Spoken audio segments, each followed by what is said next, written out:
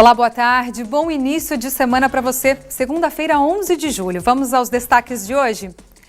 Aprender a economizar desde pequenos. Numa aula de matemática, os alunos aprendem a diferenciar o que é necessário do que é apenas um desejo de consumo. O desejo é algo que a gente quer. Por exemplo, não tem aqueles tênis de rodinha? Eu quero tanto, mas eu tenho um tênis bom ainda, eu não preciso dele.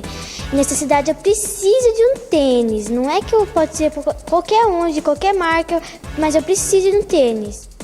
E uma oportunidade de qualificação para essa geração antenada em tecnologia. O Senac Cachoeira do Sul está com inscrições abertas para o curso de editor gráfico. A geração é uma geração que tem um raciocínio lógico muito rápido, né?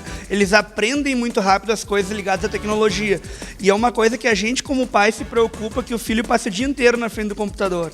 Mas já que ele realmente usa isso, muitas vezes só para jogar, então que ele use esse conhecimento de computador para uma coisa produtiva. E explicamos a diferença entre os produtos light e diet. Sempre surge aquela dúvida, qual será o melhor para consumirmos? Se ele for isento de açúcar, a quantidade de outro nutriente é elevado, por exemplo, a gordura. Então ele acaba sendo calórico também, igual ao convencional.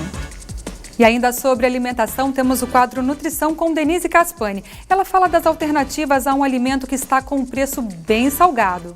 Feijão. Um dos principais alimentos do prato brasileiro. Mas, olha o preço do feijão, né, gente? Então, vamos ver que dicas para incrementar a nossa alimentação sem sofrer tanto com essa alta de preços. Veja daqui um pouquinho no NT Sul.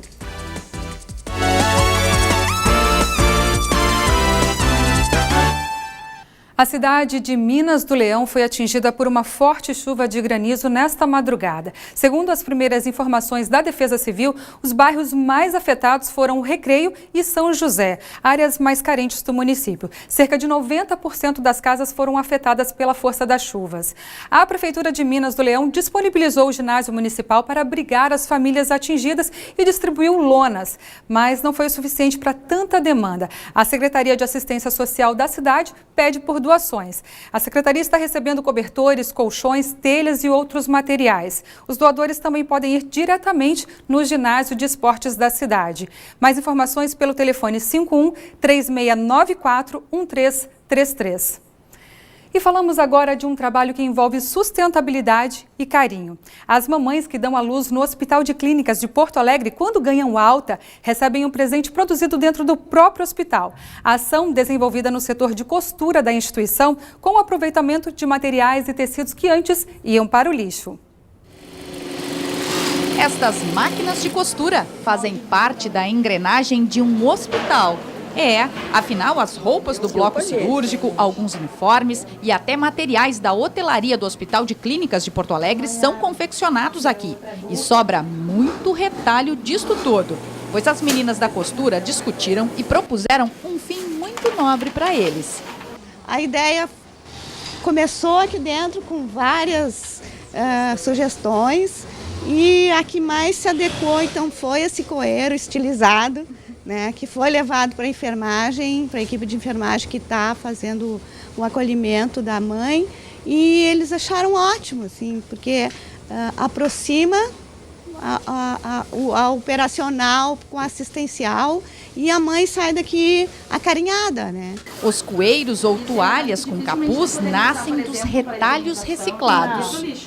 Esses aqui antes eles iam todos para o lixo, eles não tinham serventia para nós. Agora a gente pode aproveitar, fazer capuzes, fazer as orelhinhas e enfeitar melhor o nosso coelhinho, nosso mimo que a gente dá agora lá para as crianças e bebezinhos que nascem aqui. A parte maior da peça é cortada do mesmo tecido que o hospital já usa normalmente. Na máquina, cada pedaço é montado.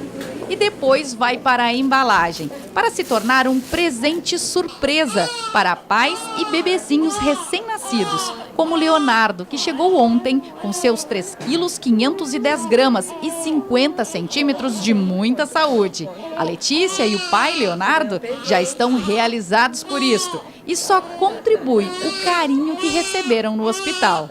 Muito bom, amei. Vou usar assim nele. Achei lindo, muito lindo. Tudo isso é tudo que a gente queria, né? Proporcionar momento de felicidade e de alegria no momento que é de alegria e de celebrar a vida, né? Por mês, em média, 300 bebês nascem no Hospital de Clínicas de Porto Alegre. Na sexta-feira, o ministro da Casa Civil, Eliseu Padilha, anunciou em cerimônia no Palácio Piratini a liberação de R$800 mil que serão destinados para o pavilhão da agricultura familiar. Outro anúncio importante foi o termo de compromisso assinado entre o governo do estado e o governo federal para viabilizar 2 imóveis gaúchos ao INCRA. Na Expo Inter 2015, o pavilhão da agricultura familiar movimentou mais de R$2 milhões.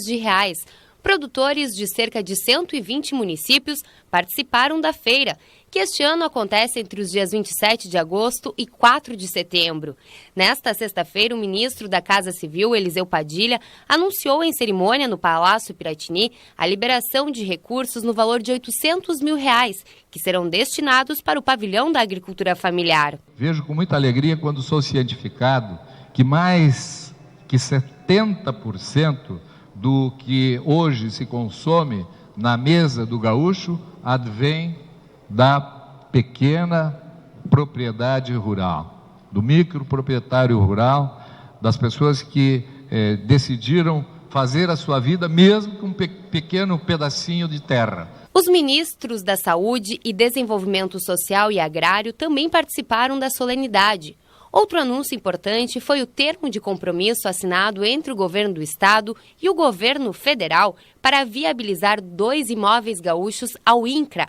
Os imóveis estão localizados nos municípios de Cruz Alta e Vitória das Missões.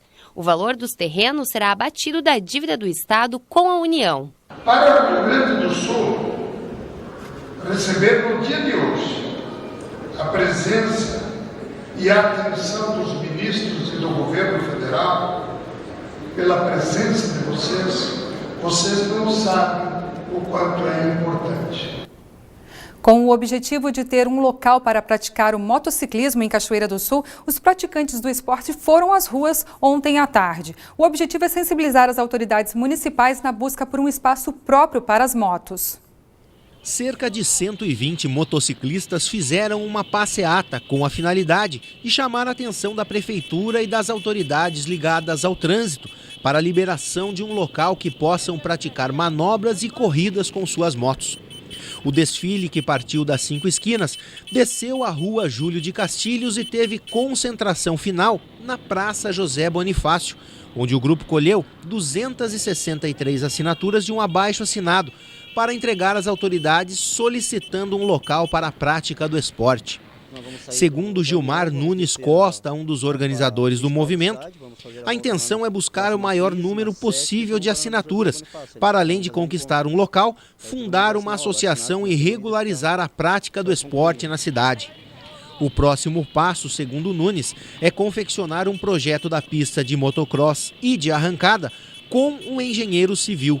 A intenção é, nos próximos dias, protocolar o projeto na prefeitura. O abaixo-assinado será entregue hoje durante a tarde no gabinete do prefeito Neyron Viegas. Você vai ver agora a iniciativa de uma escola para educar os alunos financeiramente. Nas aulas de matemática, as crianças são ensinadas a colaborarem com a família na economia doméstica. Veja só. A mídia, as famílias e o comércio em geral andam falando sobre a crise. E o tema veio parar na sala de aula das turmas do 5º ano do NASP Campus Hortolândia. Primeiro, eles aprenderam sobre a história das moedas e cédulas do Brasil, na exposição realizada pela Biblioteca do campus. Eu descobri que o Brasil teve 9 tipos de moedas e eu só conheci o real, porque é a atual. Em sala, eles começaram a realizar o orçamento familiar, onde cada grupo era uma família com responsabilidades e muitas contas para pagar. Vocês falaram que vocês receberam R$2 mil de salário, somando tudo. Mas aqui está escrito que vocês gastaram esse mês R$3.607. Faltou, a gente teve que pegar empréstimo. Aqui também é difícil, é só uma brincadeira, mas mesmo assim é difícil, imagina na vida real. Para entender como a crise tem afetado o comércio, o empresário Carlos Eduardo foi convidado para ajudar a tirar as dúvidas dos alunos. Nossa, fantástico essas crianças, viu? Fizeram muitas perguntas. Eu mesmo fui aprender sobre economia, trabalhando, sofrendo. E eu acho que é muito importante a criança já na escola estar aprendendo sobre educação financeira com a família, em casa. Munidos de informações, os alunos foram às compras. Primeiramente em um mercadinho reciclável e depois em uma pesquisa de preços com a ajuda da família. Aí eu achei que estava mais caro do que o normal. Um dos preços que a gente achou que subiu muito foi o do feijão, que antes minha mãe comprava por 5, 4 reais, agora está 9,80. E quem antes comprava muita coisa, agora não vai dar mais para comprar por causa da inflação. O mesmo tanto de produtos que ela comprava antes. Além de pesquisar preços e produtos, as crianças têm que explicar o que é desejo e o que é necessidade. O que é desejo eles explicam fácil, mas o que é necessidade aí fica um pouquinho mais complicado. Para ajudar neste entendimento, os alunos trabalharam com o livro Como Vai Seu Bolso? E a soma das atividades práticas e a pesquisa deu resultado. O desejo é algo que a gente quer. Por exemplo, não tem aqueles tênis de rodinha? Eu quero tanto, mas eu tenho tênis bom ainda, eu não preciso dele. Necessidade, eu preciso de um tênis. Não é que eu pode ser qualquer um, de qualquer marca, mas eu preciso de um tênis. Eu achei até legal no trabalho da Ana, onde teve um momento que falava para colocar o que quer comprar no carrinho. E recortava umas imagens e colava lá, né? E aí embaixo tinha, é necessário? Se não for, tire. E aí, para a Ana, ali tinha umas Nutellas, algumas coisas, né? E ela foi retirando. E eu achei bastante interessante, porque mostrou que a própria Ana Clara teve consciência em relação ao trabalho e às despesas de custos básicos de casa. Aqui no IASP, todos os projetos são contextualizados para que o aluno possa levar esse aprendizado para a vida. E assim, a matemática saiu do papel para fazer parte da realidade das crianças. Duas coisas que eu aprendi que a gente não fazia em casa foi anotar os gastos, né? E a gente não fazia o planejamento para saber quanto dinheiro a gente ia gastar e o que ia sobrar para casa. É fácil falar não para os desejos? Não, não é fácil, mas a gente tem que saber economizar para o futuro poder usar esse dinheirinho para alguma coisa importante. Isso aí, super conscientes. E por falar em economizar, depois do intervalo, nossa nutricionista fala das alternativas para fugir dos altos preços dos alimentos. Em especial, de um item que está bem caro, mas que não pode faltar na nossa mesa. Feijão, um dos principais alimentos do prato brasileiro. Mas olha o preço do feijão, né, gente? Então, vamos ver que dicas para incrementar a nossa alimentação sem sofrer tanto com essa alta de preços. Veja daqui um pouquinho no NT Sul.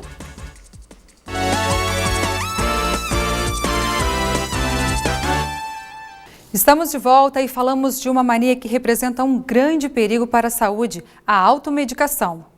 A pesquisa realizada pelo Instituto de Pós-Graduação para Farmacêuticos envolveu 12 capitais e apontou que 76,4% dos brasileiros praticam a automedicação.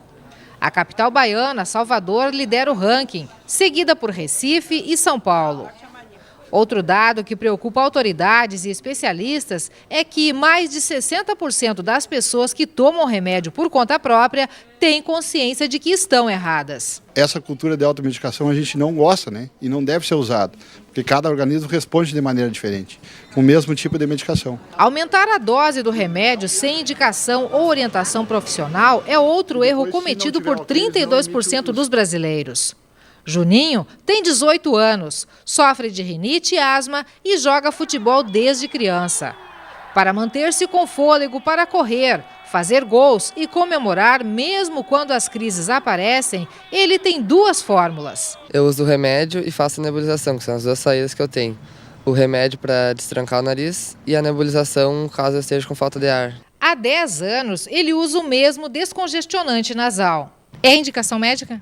No começo foi, mas depois já foi contraindicado pelo uso excessivo, que aí os médicos falam que pode viciar, que eu acho que já não estou viciado quase, porque a maioria das pessoas que usam acabam se viciando porque é uma forma que alivia. Todo mundo usa como, vou usar só para melhorar e acaba usando continuamente. Respeitar a posologia indicada pelo médico. Se é para tomar de 8 em 8, é para tomar de 8 em 8 horas, não de 10 em 10 horas. A gente não mudar o tempo médio de ação da droga, tu está mudando o efeito, inclusive colocando o efeito adverso do medicamento. A Organização Mundial da Saúde define como uso racional de medicamentos quando os pacientes recebem a indicação apropriada para suas condições clínicas, na dose adequada para suas necessidades individuais, por um período adequado e pelo menor preço tanto para ele quanto para a comunidade. E os números apontam também que conscientização é fundamental, já que mais de 61% da população admite fazer uso inadequado da automedicação conscientemente. Esse farmacêutico salienta que medicação errada e superdosagem para as crianças pode ser ainda mais grave. Normalmente, às vezes, uma concentração muito pequena de medicamento pode nos proporcionar um efeito adverso muito maior, até pelo volume sanguíneo, que é muito menor, né, em relação ao adulto. Então, a concentração do medicamento no infantil, na criança, é muito diferente. Por isso que tem que ter um cuidado maior. O principal é respeitar a orientação médica. Quando chegar uma instituição, uma drogaria, uma farmácia, exigir ser atendida por um profissional farmacêutico para ele indicar qual é a medicação correta, qual é a posologia correta, se está realmente sendo administrado correto, se aquele medicamento pode ou não ser substituído. Isso é uma cultura que tem que se mudar. Você sabe qual a diferença entre os alimentos diet e light? Será que eles realmente ajudam a emagrecer? É o que a gente vai ver na reportagem de Paulo César e Ricardo Andréu. Na maioria das vezes, eles ficam juntos na mesma prateleira, um ao lado do outro. Os produtos Diet e Light têm a mesma finalidade. Será? Você sabe qual a diferença entre Diet e Light? Pra mim, Diet é quando é zero açúcar, como se fosse a Coca Diet, mas ela faz mal do mesmo jeito. Mas Light é diferente, como se fosse uma coisa mais natural, não é? Não sei. Light tem um pouco de açúcar, o diet é zero de açúcar. Diet é mais indicado para dietas, né? Para emagrecimento, para perdas de peso, né? E o light, acho que é menos calorias, né? Qual a diferença do Diet para o Light? Eu não sei, moço. Mas afinal, qual a diferença entre Diet e Light? Para responder, procuramos a nutricionista Ludmila Gama, especialista em nutrição esportiva. O alimento Diet, ele é isento de algum nutriente, tá? Então, ele atende a população diabética. O alimento Light, ele tem a redução de 25% de algum nutriente, tá? Ou a redução de 25% da caloria total do alimento. A nutricionista também revela que o refrigerante zero açúcar não tem diferença dos refrigerantes convencionais em relação aos malefícios que os dois causam à saúde. Se ele for isento de açúcar, a quantidade de outro nutriente é elevado, por exemplo, a gordura. Então, ele acaba sendo calórico também, igual ao convencional. O professor Eric descobriu que era diabético quando ainda criança, aos 7 anos. De lá para cá, teve que mudar a alimentação e o estilo de vida. Reduziu o consumo de açúcar, começou a praticar exercícios e passou a consumir mais sucos, verduras e frutas. Para evitar a hipoglicemia, que é a falta de açúcar no sangue, ele se alimenta a cada 3 horas e optou por não consumir produtos diets. Evitando um pouco os diets, porque ele também tem um pouco mais de química. Os diets, para dar sabor, eles possuem um pouco mais de gordura, no caso do chocolate, por exemplo. Então, é legal a gente sempre partir para o mais natural. O diet, ele é uma boa saída, mas, sabe, até a página 2 só, né? Antes de consumir diet ou light, é preciso ficar atento à quantidade de calorias descritas nos rótulos de cada um desses produtos. É o alerta que esse médico faz aos consumidores. Que precisa ficar bem claro que ambos têm calorias. Seja light ou diet, o cuidado tem que ser tomado da mesma maneira. A pessoa tem que ver a quantidade de calorias que tem naquele produto que ela está consumindo e então poder comparar com o original para ver. Comparar e diversificar a alimentação e, na medida do possível, escolher alimentos mais naturais. Isso faz bem para a nossa saúde. Essa alternativa só fica mais difícil pelo valor da alimentação. Um produto que ainda está com preço salgado é o feijão. Um prato que o brasileiro não abre mão. O jeito é diversificar esse prato, então. Isso beneficia a saúde e o bolso também. Esse é o assunto da nossa nutricionista. Confira.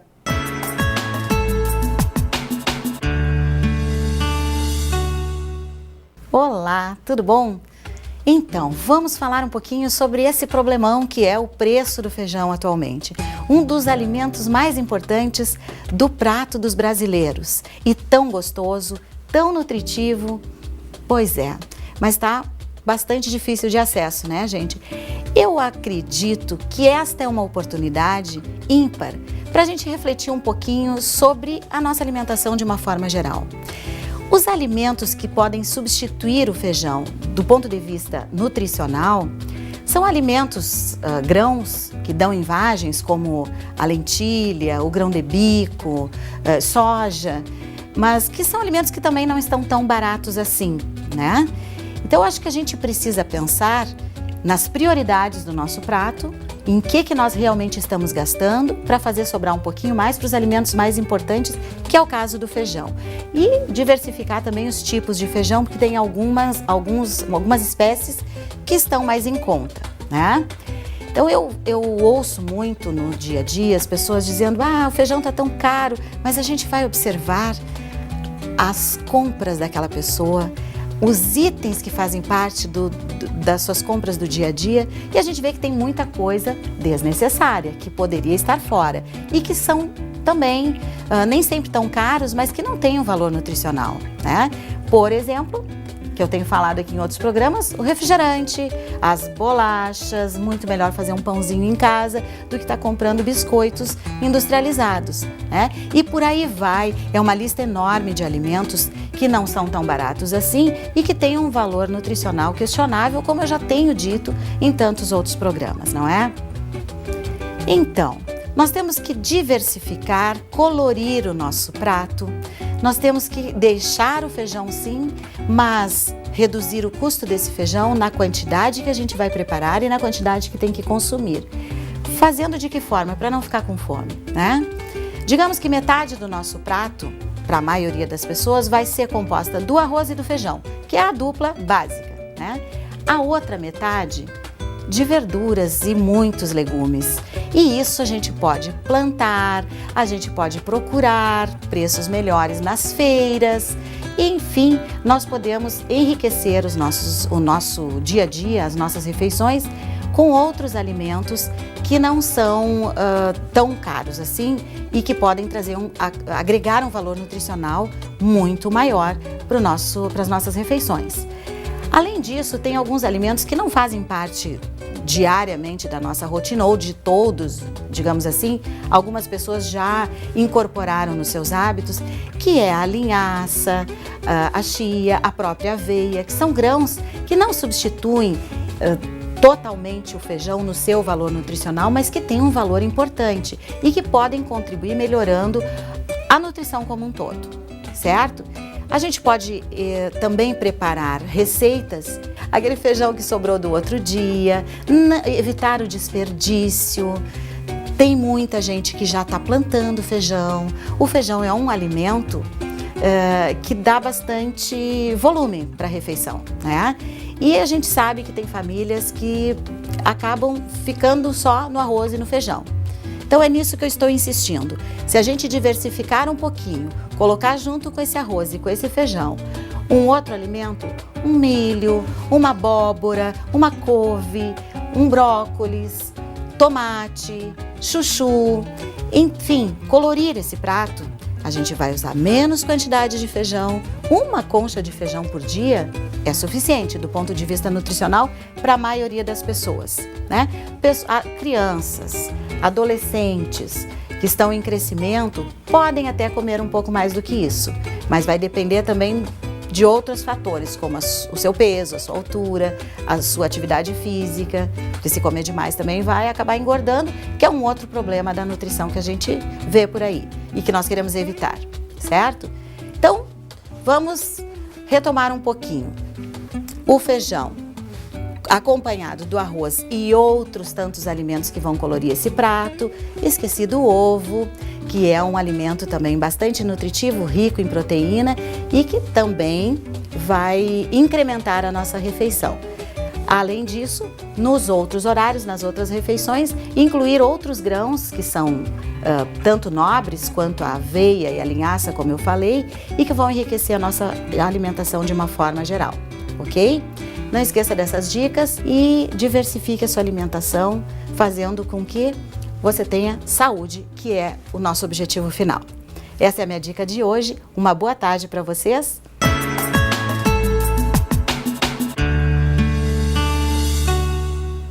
Na sexta-feira, a Polícia Civil de Cachoeira do Sul prendeu o funcionário público Joel Ibanez de Vargas Scherer.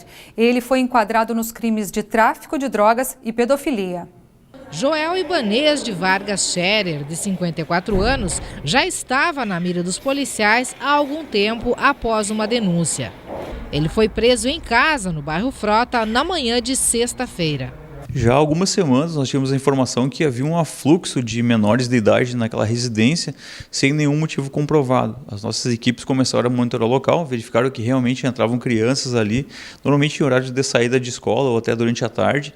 E também ficamos sabendo que poderia haver o tráfico de drogas naquela residência. Então nós solicitamos uma mandado de busca e apreensão e na residência nós encontramos um tijolo muito grande de maconha, encontramos máquinas fotográficas e computadores e numa análise preliminar numa câmera fotográfica nós encontramos fotos, né, de uma adolescente seminua, ele estava com os seios de fora. Nós perguntamos para ele disse que realmente ele tinha tirado.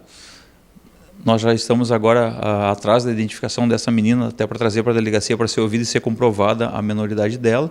Então nós trouxemos ele para a delegacia porque, em tese, né, ele está em curso no crime de tráfico de drogas, o provável posse de arma, também estamos pesquisando a origem dessa arma e munição que foi encontrada na casa dele, e também ele vai responder por esse delito, né, que comumente é chamado de pedofilia, mas que na verdade é essa produção de fotos pornográficas com menores de idade. E já se deu conta da gravidade da situação dele ou ainda não?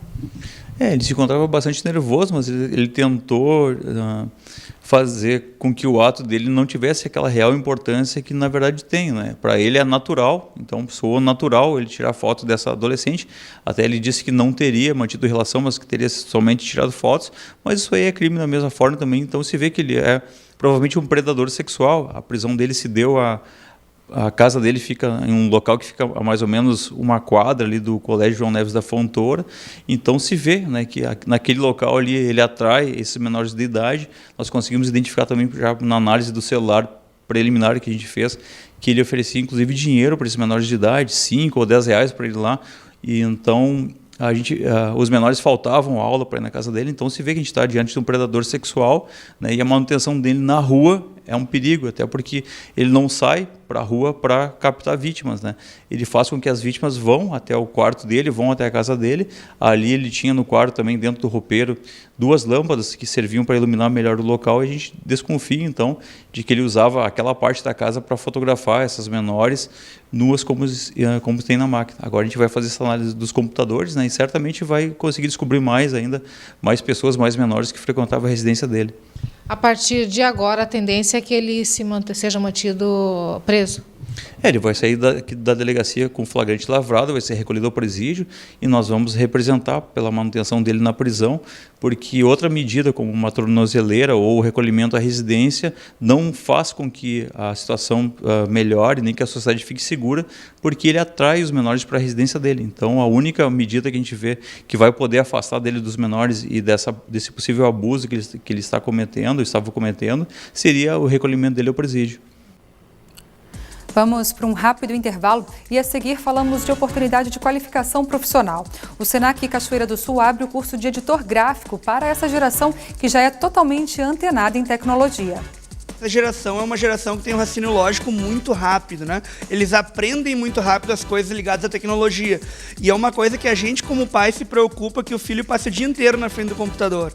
Mas já que ele realmente usa isso, muitas vezes só para jogar, então que ele use esse conhecimento de computador para uma coisa produtiva.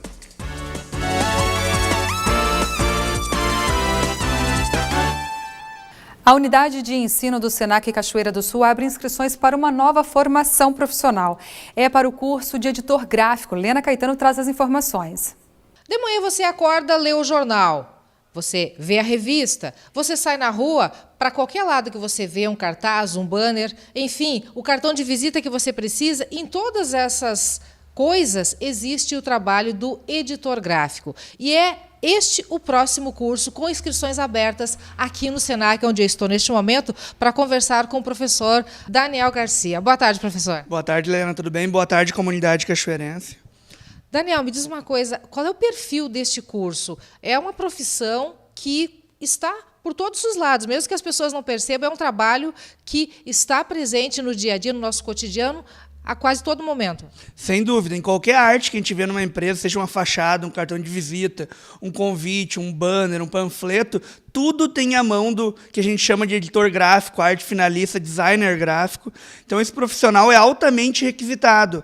Sobram vagas, faltam pessoas qualificadas. Daniel, hoje em dia as crianças desde pequenininho já têm aquela tendência a mexer no computador, a fazer desenho, a criar coisas. Os jovens, então, já trazem isso de berço praticamente, né? Basta uma qualificação, um direcionamento adequado. Sim, sem dúvida. Essa geração é uma geração que tem um raciocínio lógico muito rápido, né? Eles aprendem muito rápido as coisas ligadas à tecnologia. E é uma coisa que a gente, como pai, se preocupa que o filho passe o dia inteiro na frente do computador.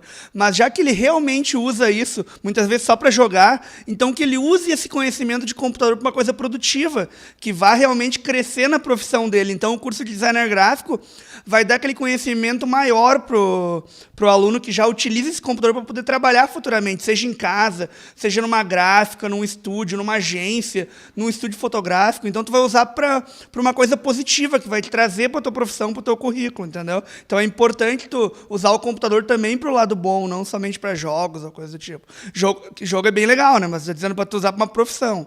Com certeza, para uma qualificação maior. Isso. Quais são os módulos deste curso? Sim, a gente tem um módulo inicial que é de 12 horas, que é a introdução ao designer gráfico. Então tem aquela parte teórica de cores, de posições, de que fontes usar, por que usar aquelas fontes, que é bem legal. Mas depois entra na parte prática, que o resto das 168 horas é só prática.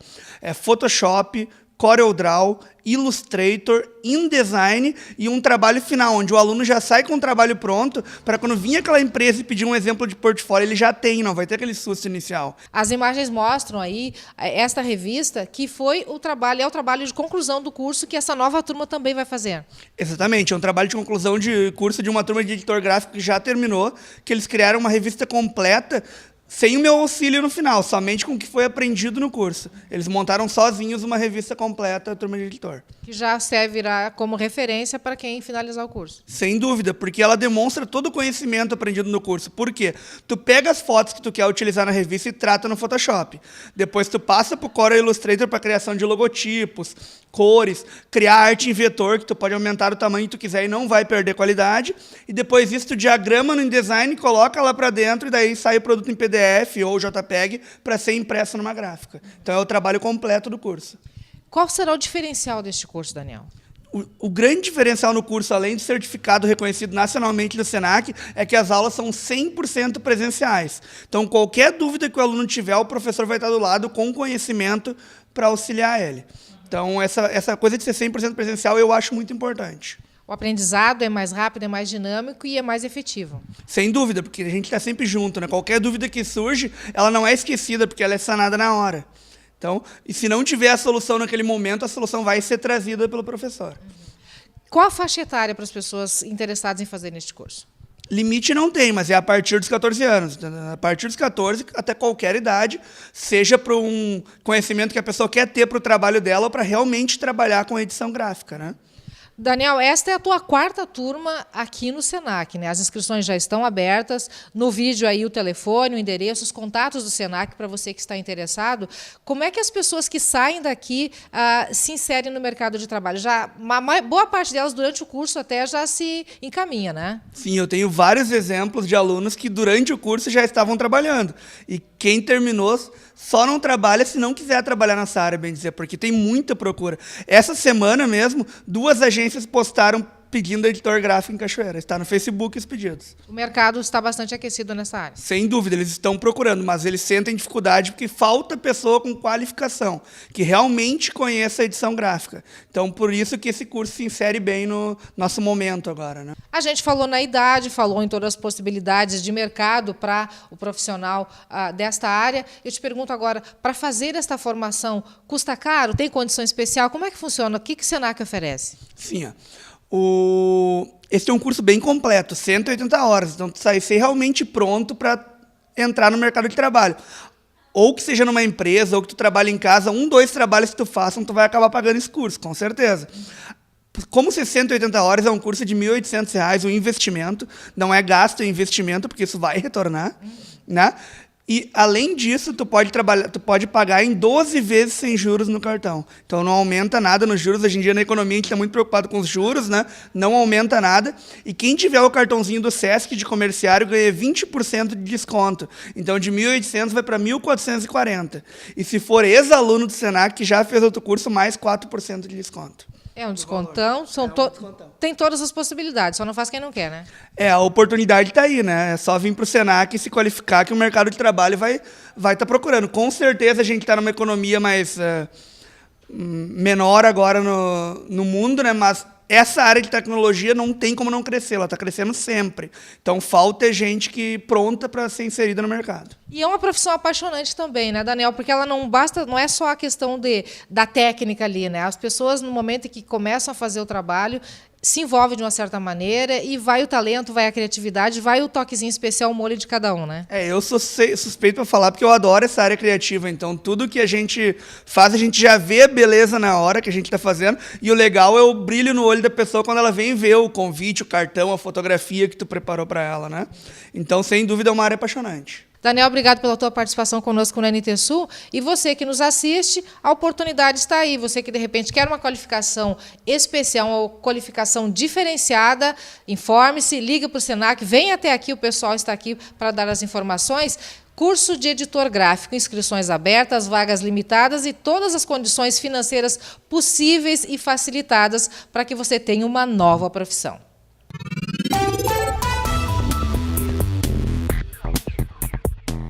Segunda-feira com muitas nuvens, período de céu nublado e chuva durante o dia. As temperaturas ficam entre 15 e 23 graus. Amanhã, terça-feira, a Cachoeira do Sul terá dia de sol e aumento de nuvens pela manhã. Períodos de céu nublado e chuva a qualquer hora do dia. As temperaturas devem ficar entre 16 e 21 graus.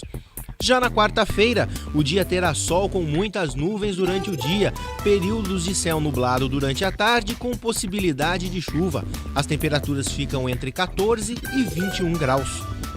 Confira no mapa como fica o tempo hoje.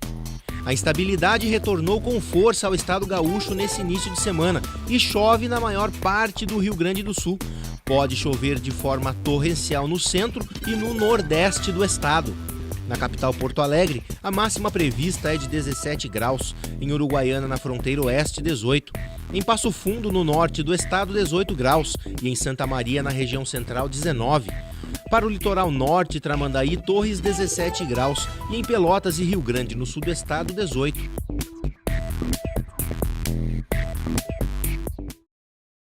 Apesar de ter chovido muito nesta noite, esse inverno promete ser menos chuvoso e mais frio que os anteriores. Ou seja, deve ficar mais próximo do padrão normal do inverno, com ondas de frio e chuva intercalada. Esse clima deve beneficiar as culturas agrícolas aqui no sul do Brasil, como trigo, cevada e as frutas de clima temperado. Os produtores já vêm finalizando a poda dos pessegueiros. O objetivo é facilitar a frutificação. Para aumentar a qualidade dos pêssegos, é preciso retirar os ramos ladrões, secos, indesejáveis e doentes. E isso precisa acontecer neste período. Esse galho aqui produziu ano passado, mas ele vai dar muito longo. Eu vou encurtar ele, eu vou deixar esse aqui que vai fortalecer mais esses frutos. A orientação do extensionista da Emater é que os agricultores evitem a poda precoce, especialmente em um ano como este. Virem alerta do risco do abortamento de flores e frutos. Neste período de inverno, a gente faz a poda seca, que a gente chama, e depois, lá pelo mês de outubro, nessa região aqui, nós vamos fazer uma outra poda, que é a poda verde.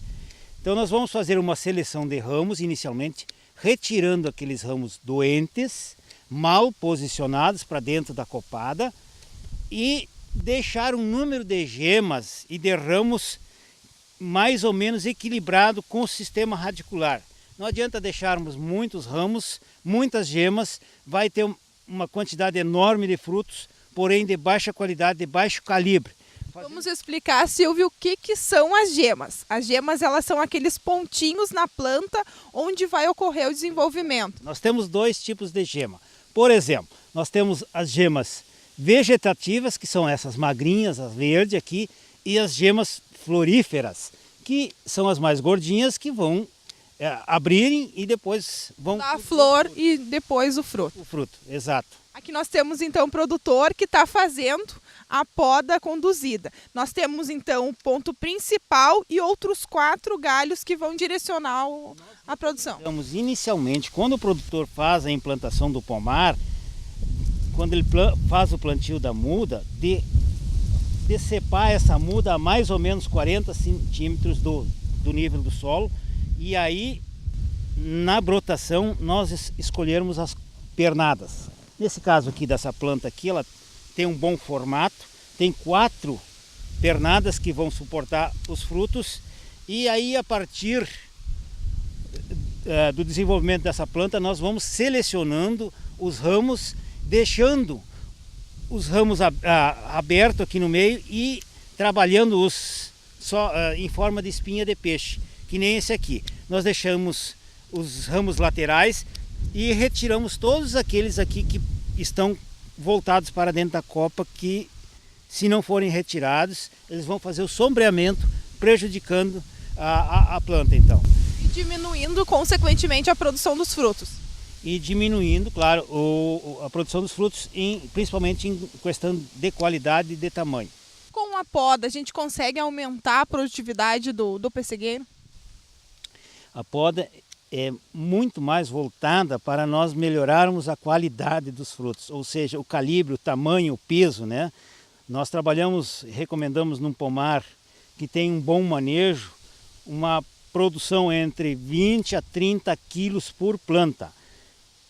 Se ele deixar frutos, menor número de frutos, ele vai ter um fruto maior, porém o peso será idêntico àquele, deixando praticamente todos os frutos, porém com um tamanho pequeno que, para quem faz a comercialização, não vai ter depois valor comercial. Por isso que a gente facilita através da poda o desenvolvimento desses frutos e inclusive a mão de obra futura que ele teria que fazer o raleio. Então, já com a poda, ele já vai ter um trabalho a menos depois para fazer o raleio dos frutos, para deixar o fruto com valor comercial adequado. Essa poda que a gente está fazendo aqui, ela é a mesma para qualquer variedade? Tem algumas diferenças. Por exemplo, tem variedades de ciclo precoce, médio e tardio. Nós vamos fazer aqui uma poda de médio, porque essa praticamente ela serve tanto para as cultivares de ciclo mais rápido como aquelas de ciclo mais longo. Está tirando um pouco da altura também, justamente por essa questão da incidência solar. Muito bem lembrado, a poda também nos facilita fazer a condução da planta para que nós possamos, ao nível do solo, a colheita dos frutos. O que facilita ele também vai ter melhor rendimento na época da colheita. Ele tem alguns frutos já. Esses pêssegos, eles poderão ser colhidos daqui a uns dias? Vai depender muito das condições climáticas. Se porventura daqui para frente nós não tivermos mais frio, que façam que abortem esses frutos, ele vai colher os frutos.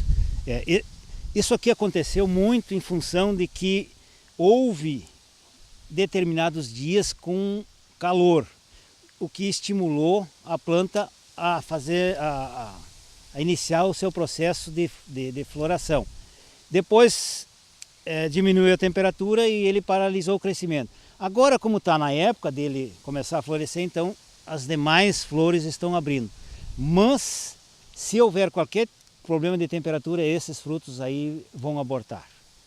E para quem tem um pessegueiro no pátio de casa, pode fazer essa poda sem nenhuma orientação ou mesmo quer se arriscar? O ideal é que todas as pessoas que fazem plantio de frutíferas busquem a informação com alguém que conheça a condução dessas plantas. Mas é importante que ele já faça a condução da planta desde o início do plantio, quando ainda ele vai fazer o transplante da muda para o local definitivo, para que ele já possa, desde o início, fazer a condução correta dessas plantas. E aí depois vai facilitar para ele nos anos subsequentes, porque nós teremos que fazer as podas todos os anos, porque no caso do pêssego, nós temos uma característica que ele vai produzir sempre frutos na brotação do ano anterior. Aquela curiosidade da dona de casa é sempre com a lua. Tem que atentar para a lua para fazer a poda? O importante é ele observar bem essa questão da época. Por exemplo, se começar a ter floração e a planta começar o período vegetativo, é porque já tem a circulação de seiva. Então, ele tem que cuidar disso. Quanto mais circulação de seiva tiver, maior vai ser, vamos dizer assim, a perda de energia dessa planta. Então, ele tem que fazer no período certo, nem tão cedo e nem tão tarde. Ele tem que procurar até mais ou menos fazer a poda quando, no caso do pessegueiro, estiver com 20% das flores abertas já. Seria o período máximo. Quais são as expectativas depois do trabalho de poda com a produtividade deste pomar, Luiz Fernando? Olha, espero que esse ano seja boa, porque ano passado a gente, começando a colheita, a gente perdeu toda a safra, né? Então eu espero esse ano recuperar pelo menos um pouco do perdido do ano passado. O pomar do casal foi devastado pelo granizo no mês de outubro de 2015. As marcas continuam visíveis nos pessegueiros. O investimento começou há 10 anos, com o primeiro pomar. Este segundo, com 3, tem os cuidados da família. Eu, a minha esposa, às vezes os filhos dão uma mão, é pequeno ainda, mas dão uma mão em tudo. Toda a mão de obra familiar. Sim, toda familiar. Mais 1,5 hectares foi implantado no último ano, com o mesmo sistema de quebra-vento, porque a propriedade fica numa coxilha na localidade da Porteira 7, interior de Cachoeira do Sul. Neste, Fernando pede orientação para ter pessegueiros bem robustos. Para nós fazermos uma boa arquitetura, abertura de copa. Se nós deixarmos isso aqui, vai virar... não tem como. Então, o fruticultor, ele vai fazer isso no período ainda de formação da planta. Tá? Vamos tentar abrir a copa e conduzir ele. Vamos fazer isso aqui também, nessa aqui, onde a gema está para o lado de fora, assim como aqui. E sempre fazer o corte em bisel, fazendo que acima da gema. Né? Um detalhe fundamental depois da poda são as pinceladas de uma mistura de fungicida e tinta plástica. Serve para proteger a planta onde é cortado para não entrar doenças, né? Eu uso tinta plástica ali para proteger a entrada de fungos no corte.